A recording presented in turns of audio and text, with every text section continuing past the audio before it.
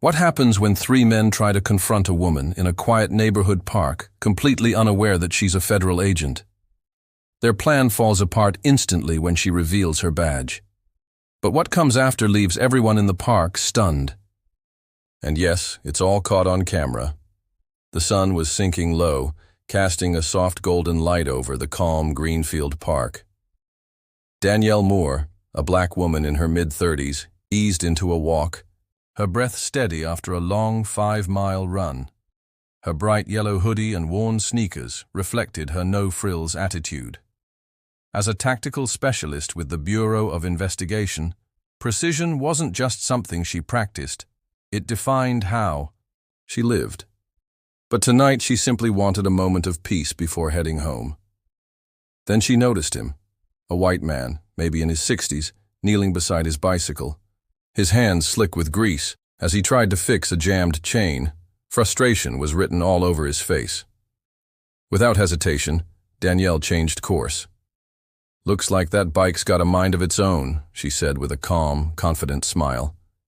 The man chuckled nervously, grateful for the company. "Good thing I'm handy with tools," she added, pulling a multi-tool from her backpack and starting to work. The clinking of the chain was soon drowned out by the low growl of a vehicle approaching. Danielle's ears sharpened. A beat-up pickup truck appeared, its rusty frame rattling as it screeched to a stop close by. The atmosphere shifted instantly, like all the air had vanished.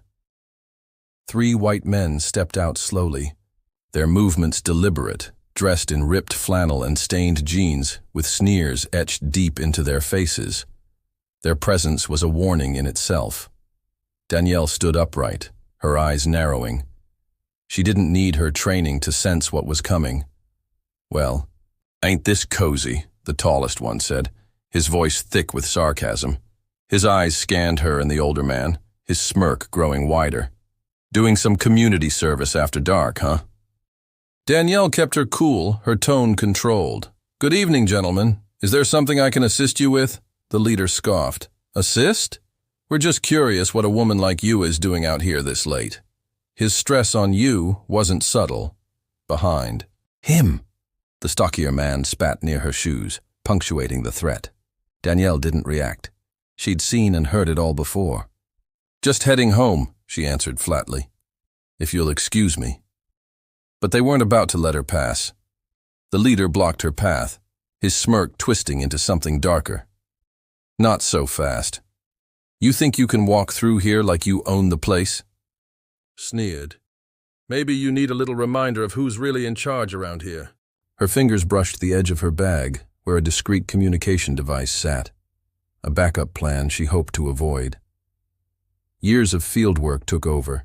She scanned them instantly. The one in front had a knife on his belt. The big guy behind wore a chain around his wrist.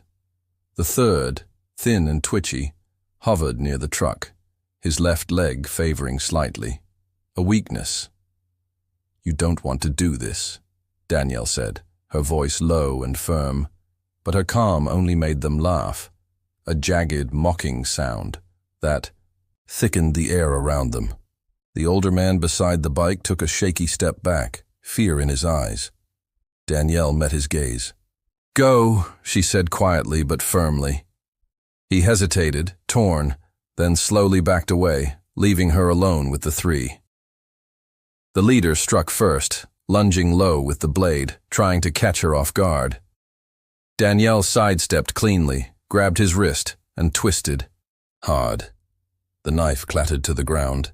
Before he could respond, she drove a sharp kick into his knee, dropping him to the ground with a grunt. The broad-shouldered man cursed, swinging his chain in a wide arc. Danielle ducked just in time, the chain slicing past her shoulder without making contact. Her response was swift, a sharp punch to his ribs that knocked the wind out of him. The lanky man, encouraged by the chaos, charged next. Danielle sidestepped again, grabbing his arm and redirecting his momentum, sending him face first into the dirt next to the others. The 3 scrambled back to their feet quickly, rage and embarrassment carved into their expressions. Danielle could see it in their eyes. They weren't walking away. This fight wasn't finished.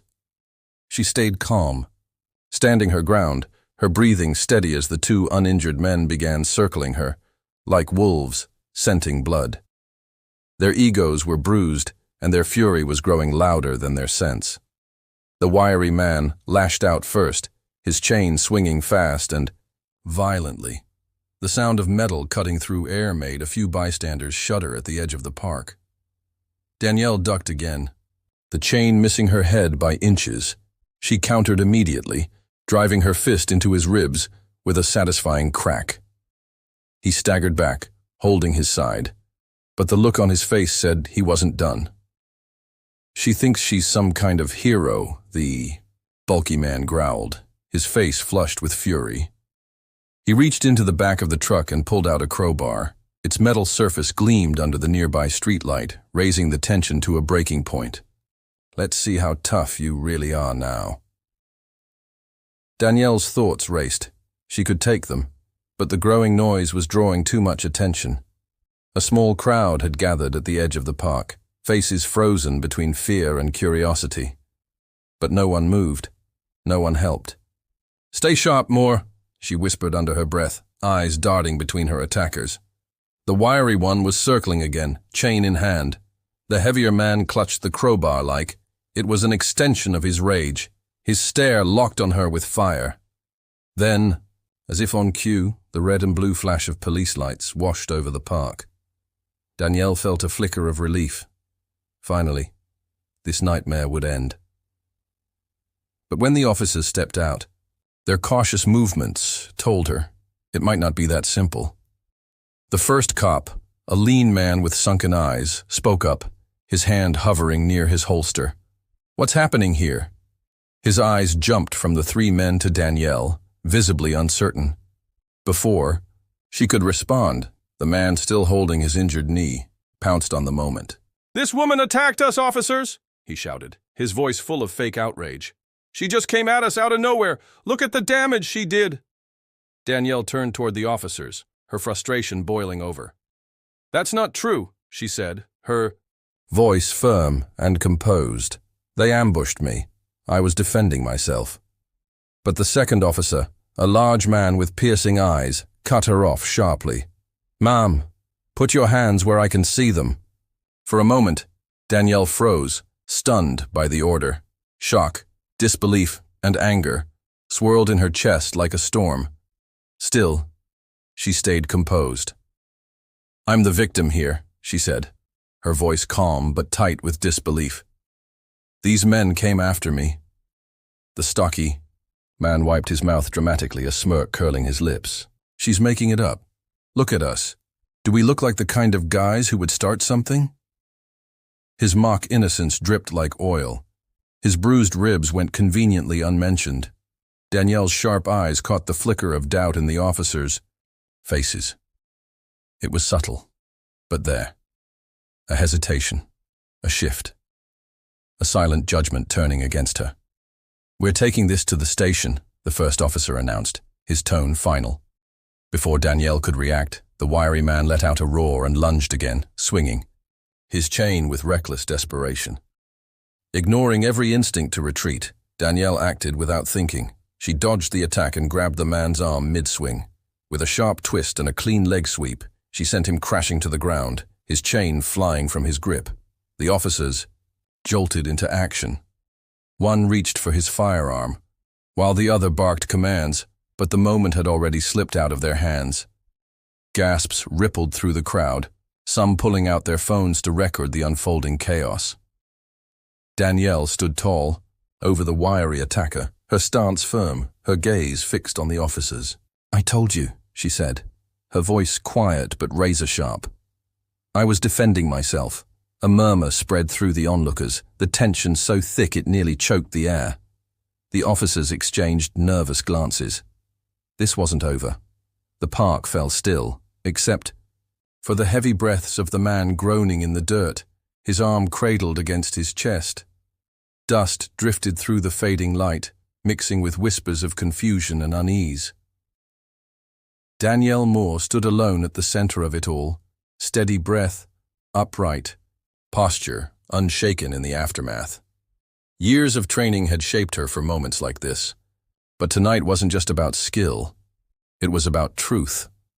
The officers, who moments ago treated her like the threat, now stood frozen, their certainty gone, their assumptions unraveling right in front of them.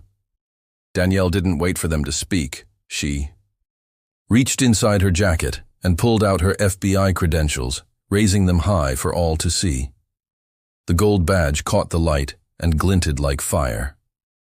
"Special Agent Moore, FBI Tactical Division," she announced, her voice slicing through the noise like a blade. Gasps broke out. The phones that had captured the fight now zoomed in on the badge. In an instant, the atmosphere changed. The officers froze, the color draining from their faces. The man nursing his injured knee stammered in disbelief. "She's lying. Danielle's stare hit him like a wall. "You just assaulted a federal officer," she said, her voice like steel. "I suggest you stop talking before you dig yourself in deeper." The words hit him like a punch, his mouth clamped shut, his swagger collapsing. The wiry man let out a pained groan, still curled on the ground, while the heavy one stood motionless as dead, arms limp at his sides. The fight had been drained out of all of them. One officer, young, visibly rattled, stepped forward awkwardly. "Agent Moore, we didn't know. Danielle cut him off cold." "You didn't ask," she said, each word deliberate, sharp. "You assumed." Her words hung in the air like weights, too heavy to ignore. The officer looked away, unable to meet her eyes. The crowd, now energized by her authority, began to shift. Someone clapped. Then another. Soon the cheers spread, merging with the flicker of phone flashes that documented every second. The older officer, his voice suddenly brittle, stepped forward. "Arrest them!" he commanded. His voice trembled slightly, but carried just enough force. The police approached the men, cuffing each one carefully, the earlier aggression replaced by a strange nervous respect, as if even getting close to Danielle might burn them. The leader grimaced as the cuffs snapped shut, but stayed silent. The wiry man hissed in pain as he was lifted from the ground. His defiance had turned to whimpers. The heavy one lowered his head, avoiding the eyes of the crowd as he was led to the car. One of the officers approached Danielle again, guilt and awkwardness in his voice. "Agent Moore, save it," she snapped, her tone sharp as glass. "Do better next time." She turned without another word, her movements as precise as her takedown had been. The crowd parted as she walked, a trail of claps and whispers behind her. Danielle felt the weight settle across her shoulders. Not just the physical fatigue, but something heavier. The kind of exhaustion that came from confronting a system that never fought fair. At the edge of the park, under the long glow of the streetlights, she paused to breathe. Tonight's battle was over. But the larger war? That was far from finished. The very system that made those officers hesitate, that made those men believe they could get away with what they did, was still alive and well. But Danielle's resolve burned hotter than ever. She disappeared into the shadows, head held high, purpose unwavering.